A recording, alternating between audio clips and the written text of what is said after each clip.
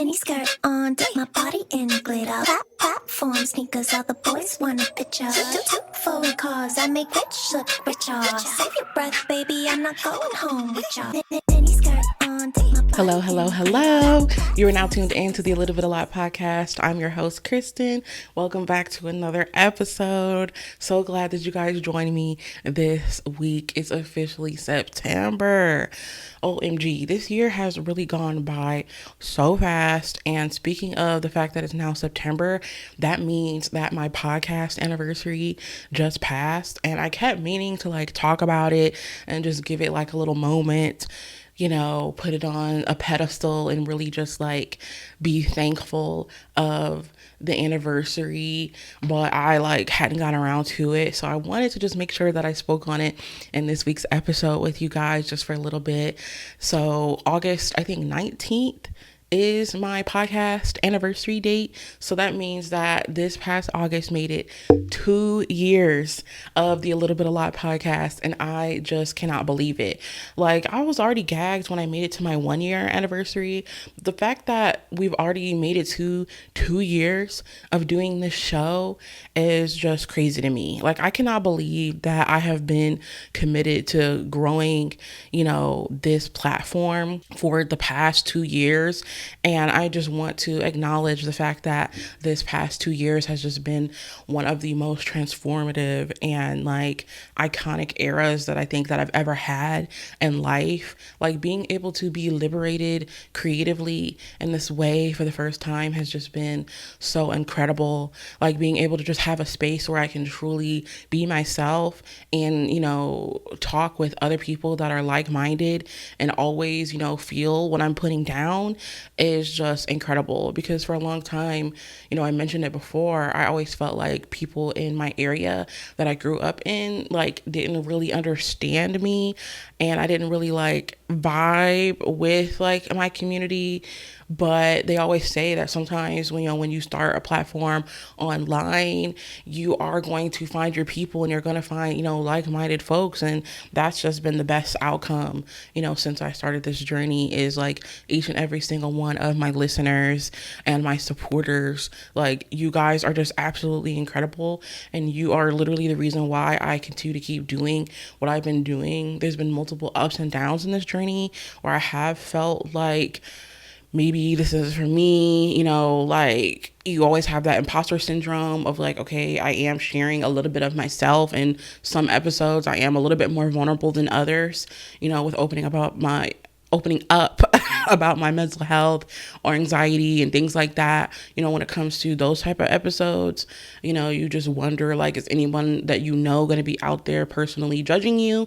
But ultimately, whenever I receive messages from people who say, no, this is something that I really resonated with, I really appreciate your authenticity, you come across as genuine, and I really appreciate that, and I could really resonate with what you were saying, I think that kind of eases my worries and just makes it all worth it. So to every single person who has listened and supported, along the way with my journey, I just appreciate you guys so much. Everybody who has subscribed, followed me on Instagram, followed me on TikTok, just supported every single part of my journey. It means so much. And the fact that I have, now a small community of people, even if you're a listener who doesn't really engage, I appreciate you in any capacity. So I just want to thank you guys from the bottom of my heart. Cheers to 2 years of the A Little Bit A Lot podcast show. And we're continuing to still grow, every single year. And I have some exciting things that are on the way with a new project that I'm working on right now. So there is just so many opportunities that have come, since just taking the leap and putting myself out there. And I just couldn't have done it, like I said, without any of you guys. So be on the lookout for, new projects that I have coming up. And just thank you so much for all of your love and support. So with this episode, I figured, since it's my 2nd year anniversary, I was I haven't done the Am I the A-hole Reddit thread reactions since my first year of podcasting, and I really liked doing that episode because it's just such an interesting way to be able to get a glimpse into other people's lives and see what's going on, because some of these threads are just like really crazy where it's like, okay, clearly, yes, you are in the wrong, or clearly, no, you ain't do nothing wrong, sister. So I just figured that we would just react to a couple of those in this episode, kind of just do an ode to like the first year, because it's fun to me. It's fun to be able to sometimes every so often get on that Reddit thread and see what's going on and what's the tea in everybody's lives. So before we get into it, if you're watching this episode on YouTube, thank you so much. Be sure to give this video a like. It really helps. Comment down below to let me know what you thought about the episodes. Do you think some people are the a-holes? Do you not? You know what I'm saying? If there anything else that you're looking forward to as we go into year 3 with the podcast, any, episode ideas, let me know in the comments, and subscribe. Now that we are in year 2, right? We finished year 2 of the podcast and we're going into year 3. I am so close to my first 800 subscribers. So if you could please subscribe, like we're literally halfway there to 800. I would really, really appreciate it. I always say this, but I'll say it again. You will not regret it if you click subscribe. I know sometimes it can be a little intimidating to, subscribe to a new content creator, but you won't regret it over here. We talk about mental health. We talk about pop culture, movies, TVs, music, you name it. Like, you're going to have fun here. So go ahead and click the subscribe button. Like, why not? So you can join the community and turn the post notifications on so you're updated with every episode. You know what I mean? And if you're listening on Spotify and Apple, thank you so much. Be sure to rate that 5 stars and leave a review to let me know what you think about the show. So I have a couple of, like I said, Am I the A-hole stories here. And the first one that I pulled up is from r/Am I the A-hole Reddit. So it says, am I the a-hole for telling my son that he's a doormat? I'm like, hello? And I just like randomly went and like screenshotted these. So I'm going to be reacting to these with you guys for the first time. So it says, I, 44 female, have a high school age son. He started at a new high school for freshman year in a district that he'd never been to before. So my son seems to have self-confidence issues. He thinks the only way that he can make friends is to offer them something. He's very skilled academically. So what he feels he has to offer is answers on assignments in class. Like last year, if literally anyone asked him for answers, he would give it up, hoping that they would like him. Same with group projects. He'd be doing other people's part of the project to make it quote unquote easier on them.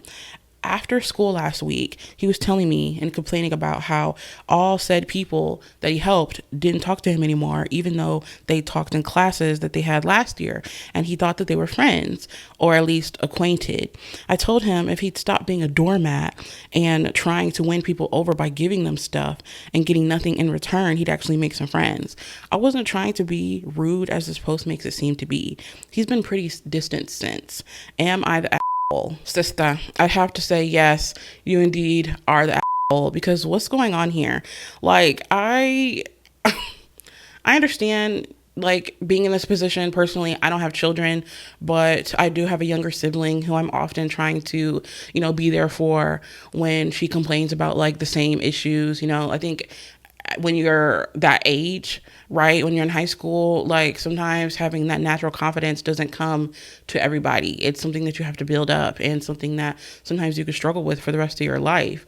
So working on your self-confidence is not an easy thing. So I don't really think that it's fair for her to kind of be so tough on him in this way, because that is something that a lot of people struggle with. Even, celebrities. Sometimes you think, oh my God, like they're just so confident. They're so cool. Like they all have it figured out. But on the inside, like they're struggling. Like you just never really know what certain people are struggling with. So I think that at the end of the day, especially being in this position of her being a parent, I think that she should give her son a little bit more grace, because he's just figuring all of this stuff out for the first time like anybody else. So, I do understand why he would feel like, okay, if this is the one thing that I'm really good at, I can just use this to, try to get friends. And I don't fault him for that. But I just feel like there's a different way that she could be a little bit more kinder and a little bit more gentle in helping him, come up with different like coping skills or different techniques to work on his confidence and gain more friends. Maybe not only just focusing on him being able to make friends in school, but offering him like different options where it's like different programs maybe that he could go to outside of school, where he can join a club of some sort with people that may have the same interests as him, with like if he has a hobby, like there's always different communities out there that you can join, have different meetups with, people that like the same video game as you, or people that like as you like the same thing as you, like book clubs or different things like that. I think that maybe if she could help him in that way, that would be a little bit better, right? Like helping him have the opportunity to gain friendships like outside of Fork's proximity in school. That would be a start. But I just know that a lot of times, like, trying to say that you're helping someone, quote unquote, by kind of shaming them and calling them names, like saying that he's a doormat, is just only going to make things worse. So I definitely think that she's in the wrong here, because growing up in the way that I've grown up with, I've talked about it, like having the type of grandma that I have, she can be verbally abusive, and I'm no contact with her now, but I remember one time, I've said it before, she called me a little devil because I was like, I don't know, 11, and was crying because I didn't understand why my mom was dating somebody else other than my dad after their divorce, which is like an understandably confusing concept for a child to grasp. But then she said that I was being a little devil and that I was being selfish and not happy for my mom. And I'm like, sister, like, I'm just a kid. I don't really even understand what's going on. And I've said that before, but I think that if she would have took time to, instead of calling me names, but sit down and explain like what's going on. Hey, I understand this is your first time dealing with something like this. When your parents separate and they start dating, it can be really confusing and overwhelming for you as a kid, getting used to being around a new stranger, essentially, the person that your parent is dating, but I'm here for you. Like, if she would have said something like that, I think that would have helped my, confidence and like overall just like feelings, as I navigated that different part of my life, post divorce. So I think that kind of situation applies to this mom in this situation. Like, have some, compassion, and instead of calling him names, say, hey, listen, I totally understand why you feel this way. It may seem like that's the easiest thing to do to make friends, but trust me, like, there is another way to do this. You don't have to let people, use you in this way. There's different ways that you can develop friendships. How about we look into, different ways for you to make friends by, joining different clubs, or, what are you interested in? What are different ways that we can get you out there in the community? Volunteering, maybe that could be a way to make friends, something, instead of calling him a name. You know what I mean? Like, girl, she's a child. Moving on. Next story says, am I the for hiding my food from my housemate's partner? My housemate and I share a flat. We share stuff like salt, pepper, and spices, but otherwise our food is separate, and we each have our own shelves in the cupboard. Every time my housemate's partner comes over, they cook a huge meal, often using all of my fancy stuff like soy sauce and sesame oil, and they never offer me any of what they made. They also don't really clean up after themselves, but that's like a whole other part of the story. Lately, I started hiding some of my food in the higher shelves. I'm tall, so I can reach it easily, so it's not so easy for them to grab. They've noticed and have been a bit off with me ever since.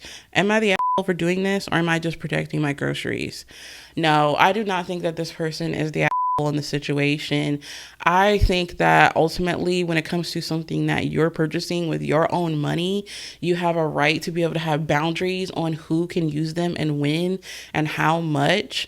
And I do understand that this is a shared situation, but it's like on the roommate's like partner, I think that they should have some type of like awareness of, okay, I am using up a lot of this person's stuff and it does not belong to me. Then on top of that, like, you're cooking a meal and you don't say, hey, you want some of this?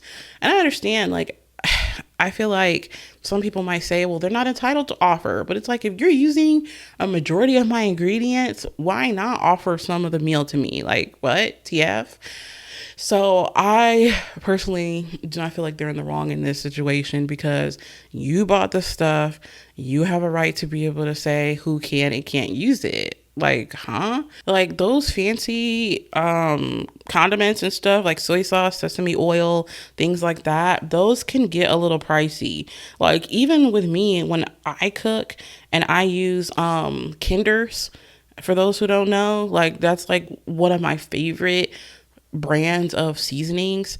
Those seasonings in this economy can get a little pricey, you know? So you're not gonna want just everybody using up all of your special stuff. So no, sweetie, you something's gonna have to give. You're gonna have to get some of your own stuff. I don't know. Okay, the next story says, am I the a-hole for being pissed at my ex-partner for telling everybody about my mental health problems? Recently, I broke up with my ex-partner. It was a fairly mutual breakup and I had no problem with it. Afterwards, a week or so ago, I started a new job. My manager, who's mutual friends with both of us, had told me about what my ex had posted on their Instagram story. It was a full rundown, essentially saying that I was suffering with depression and that dating me is a lost cause. After hearing that, I had messaged my ex telling them that they are a human. And now a lot of the people that are close to me are cutting me off for being angry at the Instagram story. Am I the asshole? First of all, no. I just cannot believe the audacity of some people sometimes. Like, at the end of the day, this person is the victim. They have had their personal rights and privacy and entrusted secrets violated in a way that is just totally inappropriate. So for anybody who's on the ex's side and cutting this person off when you read that clearly they struggle with mental health issues is literally only making the situation worse.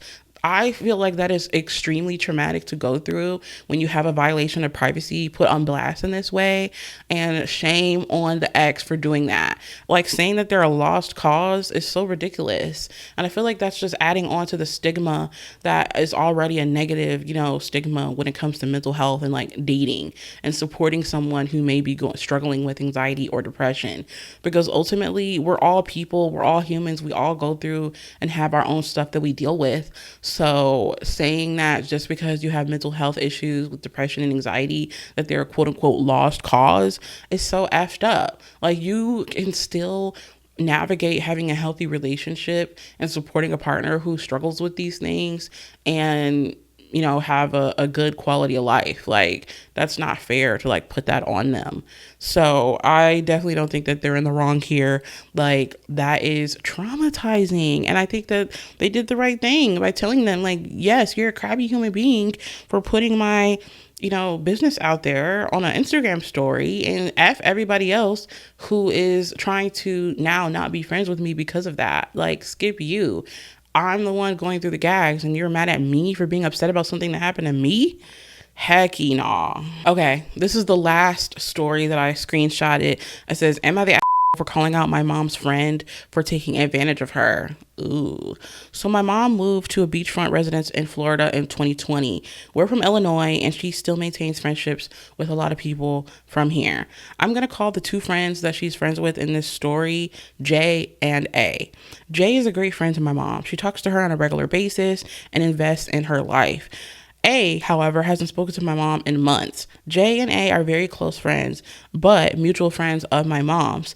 A messages J and says, I want to go to Florida. So they plan a trip. Meanwhile, A hasn't communicated with my mom whatsoever. A comes down with J and brings all three of her kids. My mom graciously offers to buy them dinner one night.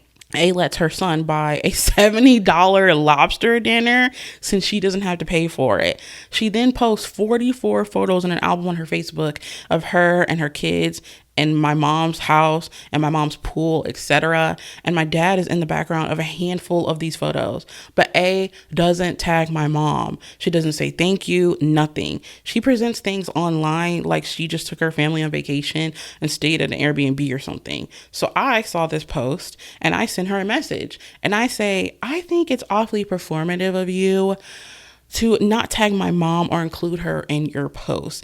It presents like you're taking advantage of her hospitality / kindness. Show some respect. She's doing a lot for you. Have a nice time. Am I that for calling her out? And then they also added an edit and it says, I asked my mom if I could say something to her before I did. And she said yes, as long as it wasn't mean, which I don't think it was. A also did not ask my mom to come visit. She told Jay that she wanted to go to Florida and let Jay do all of the planning. Okay, yeah. In this situation, it's kind of tricky here, okay? Because ultimately, what is going on with your mom's friendship is objectively kind of sucky, right? Like, it seems like she said Jay is a great friend to her mom. She keeps up with her ever since she moved. She stays in contact with her regularly. They're besties. But then they also have a mutual friend named A who's still friends with Jay and talks to Jay, but then doesn't talk to her mom. So I get why, as a daughter, you feel like, oh, I'm on defense mode because this person is coming to visit my mom, using her house, using her money, letting her kids buy $70 lobster dinners, but you ain't even talked to my mom since she moved to Florida, but you want to come visit her in Florida. That's kind of crazy to me. Do not come and visit my mom and use her house and use her money when you don't even talk to my mom. I get it. As somebody who is always like struggles with ADHD and like justice sensitivity, when things are wrong and I see someone that I care about being taken advantage of or like used in any capacity, I want to throw hands. So, of course, I think it's weird that you're letting a person you don't even talk to for real buy your son $70 lobster dinners and all of this stuff. Like, yes, that is objectively wild, right? But at the same time, now that I've gotten older and I've learned from like these experiences and like kind of similarly being in a situation like this before, you have to realize that just because your parent may not be good at expressing boundaries with other people, it is not your job to do that for them.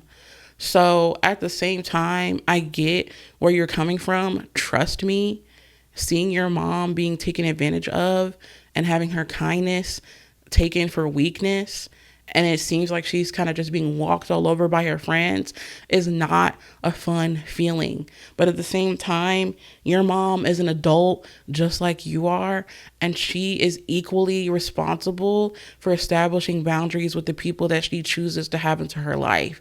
She chose to let this person come visit her. She chose to let these people stay with her. She chose to pay for the dinner and not say anything when her friend's son ordered a $70 lobster dinner. Like, at any point throughout every single interaction where things just kept going left and left and left, your mom had the ability to say something and didn't. And that's something that she needs to work on with her own self-work or therapy, on being able to get more confident in using the tools in her toolbox to have boundaries. That is not your responsibility. So I get it, but then at the same time, you are kind of overstepping. And that's something that I think that a lot of people, including myself, definitely had to work on. Because, you know, there's a situation that I've told you guys about before where like I'm currently no contact with my uncle, my mom's brother, because for a long time he has gotten away with like disrespecting my mother, disrespecting my grandmother when I was still talking to her, like literally just walking all over the entire family and using. So then there was a point where my mom got diagnosed with cancer, and I'm like, hey, this is crazy. You're not even talking to the family right now. And my mom has breast cancer. Like, that's kind of effed up. Like, what's wrong with you? And he said, she's not the only one with cancer. And I popped off. I've told this story before, but for those who don't know, I felt like so disrespected. How dare you like invalidate my mom's cancer experience? How dare you invalidate my experience, because it's traumatic being the one to deal with this. So for you to try to make it seem so insignificant is crazy.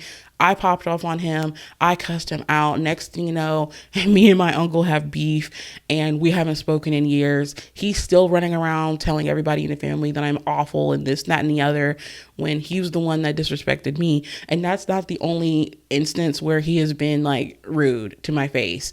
Like one time he said he was going to buy me a car. He bought the car. I sent him money that I worked hard for while I was in college and high school to save up for this car so he could send it to me from Tennessee to Michigan. He got the car. My granny said something that made him upset, and then he decided to be petty and not answer my calls and send me my car because he was mad at something that my granny said. So I'm like, bro, why are you holding like my car hostage and taking it out on me when you're mad at something that somebody else said? That ain't got nothing to do with me. You see what I'm saying? So there's been multiple instances where he's shown that he's just strange, right? And like basically abusive, verbally, narcissistic, and the way that he's treated me, the way he's treated my mom is just not okay. And I'm like, I gotta stand up and speak up for this. But it's like, ultimately, that's not gonna lead you to anything, because then my mom ended up forgiving him and they're cool, and I'm still no contact with him. So it's like, what is the point of even fighting your parents' battles when they're that type of like, they're in that type of situation, when they're just going to continue to keep letting people take advantage of them anyway? All it's going to do is just continue to use up your energy when you could be focusing on stuff that actually matters to you. Like, if she doesn't want to stand up for herself and she wants to continue to keep getting walked all over, then let her do that. There's nothing that you can do. You know what I'm saying? So it's like, I don't want to say that this person's the asshole, right? Because I know that they did it with good intention, but ultimately, sister, you gotta let your mama do what she gonna do. You know, she's either gonna just keep letting these people walk all over her, or one day she's gonna wake up and say, hey, I don't like how this is going, and she's gonna eventually be able to stand up for herself. But in the meantime, you gotta let her do what she gonna do. You know what I mean? So yes, that is basically all of the stories that I have for you today, guys. I have to run. This is like, more relatively one of my shorter episodes, but I still wanted to make sure that I took the time to film for you guys because I have such a busy week with meetings and stuff like that. But I still wanted to, like I said, acknowledge the 2-year anniversary of the A Little Bit A Lot podcast. Thank you again to everybody that's been rocking with me. And like I said, let me know in the comments down below if there's any other episode ideas, things that you guys want me to discuss in the future, and be sure to stay tuned for all the exciting things that I have that's coming up. Be sure to connect with me and follow me on Instagram at A Little Bit A Lot Podcast and TikTok, so that way you're staying up to date with everything that's going on with the show and things that are to come. And like I said at the beginning, if you're watching on YouTube, be sure to like, comment, subscribe, Spotify, Apple, rate that 5 stars, leave a review. And with that, I'll see you guys next week. Bye. Cause I make rich look richer. Save your breath, baby, I'm not going home with ya.